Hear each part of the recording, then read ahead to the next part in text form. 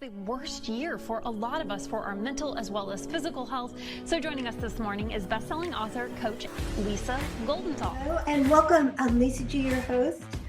You're at the top of your game, yet the game is changing faster than ever. Strategies that got you here aren't the ones that'll keep you here. The pressure is relentless, and the fear of obsolescence looms large. That's why I'm here. Welcome to the new podcast series, Disruptive: How to Be Gritty and Unlock Performance in Business, Mindset, Wellness, and Success to help you master disruption. Thanks for coming, and I'll see you soon.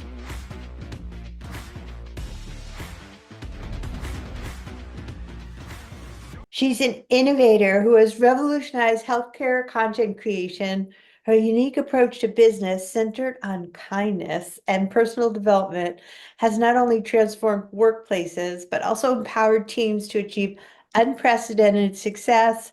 She speaks to various industries, not just healthcare, and is the author of the upcoming book, Your Cultural Balance Sheet: Keys to Creating an Environment Where People Can Thrive. I absolutely love that topic, and I'm so excited to welcome to the podcast Christy Pretzinger. Thank you so much for having me. Thanks for being here. I want to jump into, you said that you are driven by kindness, and I'm guessing you didn't always work for kind people. So why are you driven by kindness? That's an interesting question. And someone asked it of me for the first time just recently. And I was like, oh, because they said kind of what you just did you work for unkind people? And I said, interestingly, no, I really did not work for unkind people. But the structures within which they worked didn't foster kindness. And so that actually, in hindsight, I can look at that and say, that is why my organization is structured the way that it is, why kindness is one of our core values, and that it's actually worked out very well. Well, I'm a big believer in that, as far as like all the problems that people are seeing right now, quitting, disengagement. So I think building from the ground up to be focused on kindness will help you in that regard. And what about self-awareness in leadership? How important is that? I really believe that the importance of self-awareness cannot be overestimated. In my own experience, when I had a coach many years ago, probably about 12 years ago, tell me that your business is you and you are your business, and it won't grow until you do. The business was quite a bit smaller at the time. And so what I did when I heard that is I started a daily meditation practice. And I started learning about the Enneagram, which my organization uses as a personality typing tool. And that one actually looks at motivation for behavior as opposed to just behavior. So it teaches you learn about yourself. And also, because it's in its simplest form, there's only 9 personality types. So it gives you an opportunity to learn about the behaviors and the motivations for the other 9, which takes you out of your own head and puts you into an empathetic spot. So when you're dealing with someone who is behaving in a way that is different or irritating to you, if you have some understanding of their motivation, it lays the groundwork for empathy. So you realize they're not doing that to irritate you. They're doing it because that's the way they process information or whatever. So anyway, when I learned about the Enneagram and I started reading a lot of books, not really business books. I mean, I sprinkled some in there, but really the ones that were most impactful to me were books that were focused on personal development with an emphasis on self-awareness.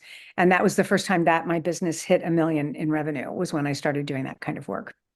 Wow, I think it's such an important part of emotional intelligence is first self-awareness and all of the different personality types that you're dealing with. It sounds like that's such a great way to come at it from the empathy piece, where not everybody processes the information the way that you do. So instead of trying to blame others or react to them, I think it's so good to understand other people. So I love the work you're doing.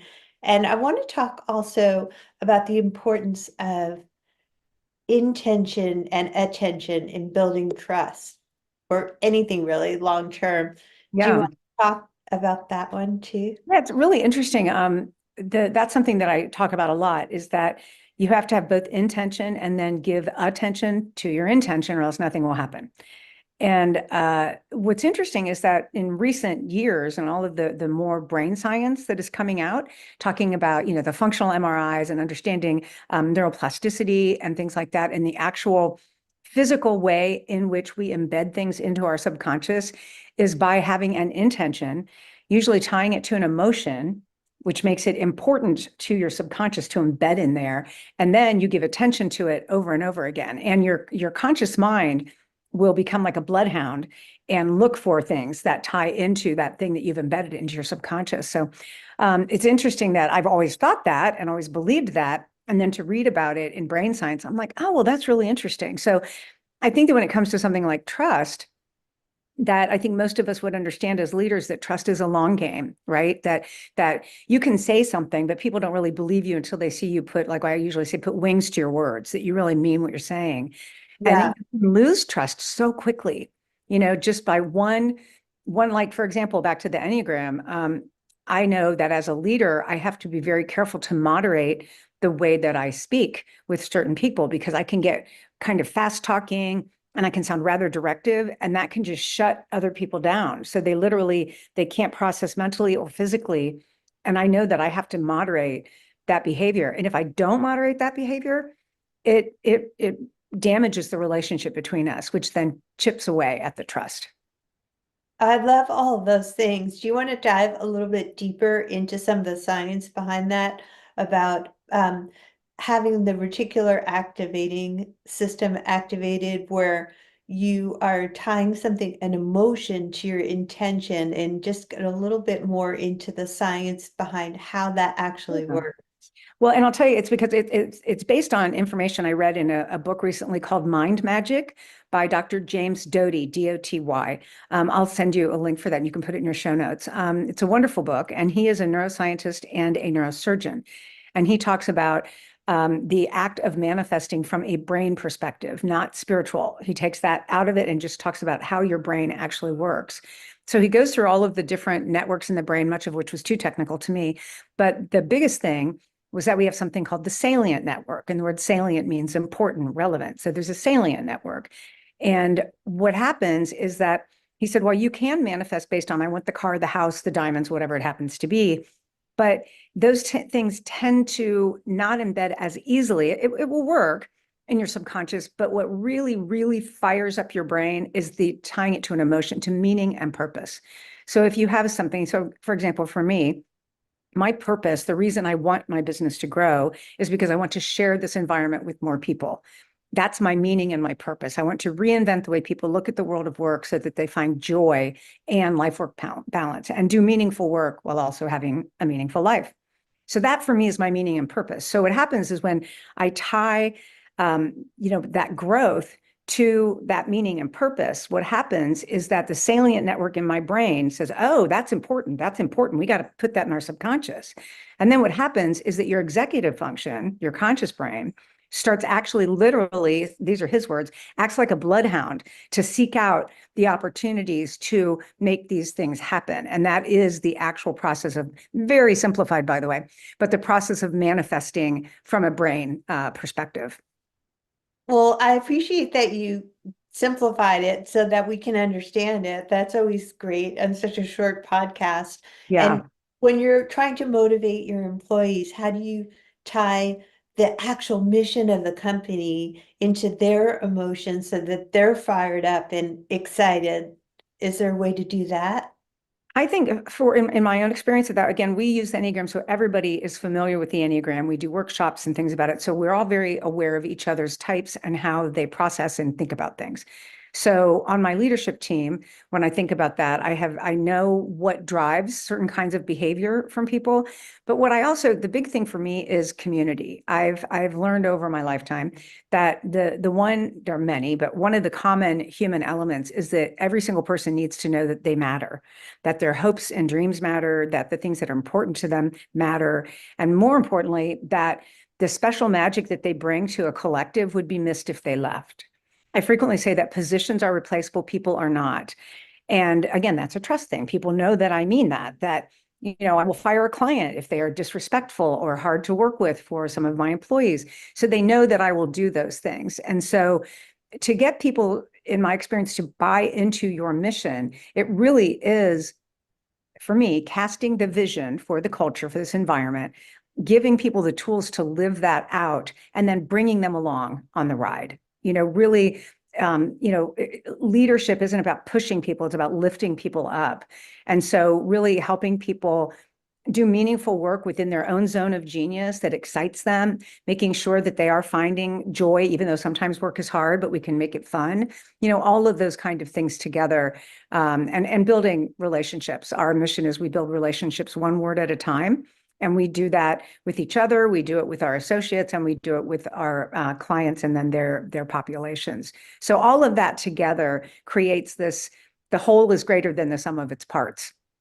And it creates kind of a coherence in the organization. And as a result, people are really happy, and we don't have a lot of turnover, which you probably know is a hidden cost on a balance sheet. You never see how much it costs for those people to leave, as an entire library walks out your door every time somebody leaves. Yeah, it's very expensive rather Yes. than keeping them happy. That would ultimately be. So you're saying that everybody has to have access to the enneagrams of the other people so that they can foster trust building conversations. Yes. So we do workshops where we learn about the other types and see that some of us have similar ways of responding to various triggers, and other ones have completely different responses. And so when you see how two different types respond to the exact same situation, you go, oh, that's interesting, because my response is everybody has to be okay. Somebody else's response is well, I don't know, I got to question that. What's going to happen next? I need to have some guardrails. And so you can have an understanding of what's the driver for someone's behavior. Any final words you want to leave our audience, how we can be unstoppable in leadership with kindness? Well, the same thing I often say, that the thing that the coach shared with me 12 years ago, which is, as a leader, whether you are leading an organization that is yours, that you are the founder and CEO of, or whether you have a team, it doesn't really make any difference. If you're a leader in any capacity, your leadership will only grow as much as you do. And then you can only help the people that you lead grow by how much you yourself grow. I'd love the focus on personal development. And where can people find more of your good stuff? Really, you can find me on LinkedIn. And if I can ever get around to doing it, Lisa, I'm going to actually start writing things on LinkedIn. I just haven't gotten to it. So I think I'm going to start taking little sections of the book and putting it on there so people can get a taste of what's going to be coming out in November. Well, I'm so excited to read your book, and I love the way that you lead. So thanks for being a fantastic guest on the podcast. Well, thank you so much for having me. I appreciate it.